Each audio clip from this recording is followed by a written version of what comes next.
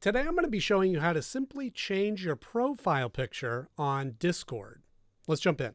So you're going to start just by opening up your Discord app. I have mine right here. And when you first open it up, it's going to take you to your main page, show you some of the interactions that you've had recently. But what we want to do is over in the bottom right-hand corner where it says you and a little avatar, you want to click on that. From here, you want to see right up at the top, the big bar that says edit profile. You click on that. And here you have a couple of different options. You can change your display name, your pronouns, about me, whatever you want in there. But what we want to do is click on the little pencil up by your picture. Now, in my case, I already have a picture on there, but let's say if you don't, it'll just be like a silhouette of a general person, right?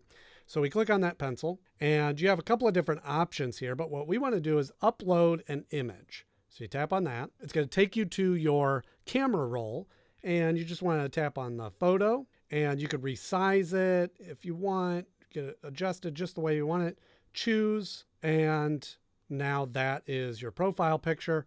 And then all you need to do is up in the top right-hand corner, click on save, and you now have uploaded a new profile picture.